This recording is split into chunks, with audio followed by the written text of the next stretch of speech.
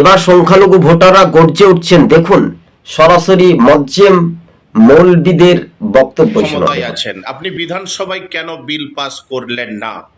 বামফ্রন্ট কেরালাতে বিধানসভায় bill pass করেছে এসআইআর প্রসঙ্গে। তামিলনাড়ু সরকার বিধানসভায় বিল পাস করেছে। সংখ্যালঘু ভোটাররা এবার কিন্তু একজোট হচ্ছে তৃণমূলকে ভোট দেবে না বলে বলছে। জবাবটা আপনাকে দিতে হবে। খুব সংক্ষেপে, সারা বছর এর একটাই কারণ, সারা বছর আপনি বিজেপির সাথে প্রেম প্রীতি প্রেমালাপ রাজনৈতিক পরকিয়া করেছেন।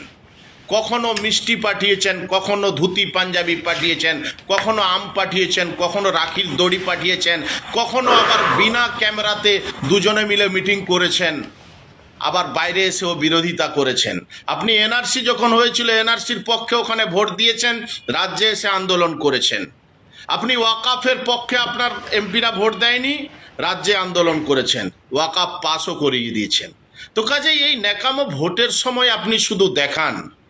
এতগুলো রাজ্য সারা ভারতবর্ষে 27 থেকে 28টার উপরে রাজ্য আছে, যেই রাজ্যে কোথাও বিজেপি ক্ষমতায়, কোথাও অবিজেপি, কংগ্রেস কিংবা ডিএমকে বামফ্রন্ট, আপনি একটা রাজ্যে পশ্চিমবাংলায় ক্ষমতায় আছেন।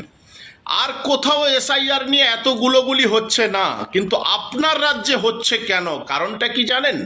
হ্যাঁ দর্শক বন্ধুরা, দেখতে পেলেন খুবই সংক্ষেপে আপনাদের সঙ্গে সেই প্রতিক্রিয়াগুলি তুলে ধরার চেষ্টা করেছি আমরা। আর দেখুন সংখ্যালঘু ভোটাররাও গর্জে উঠছে, তৃণমূল হটাও রাজ্য বাঁচাও এই স্লোগান কতটা বাস্তবে 26-এর বিধানসভা ভোটে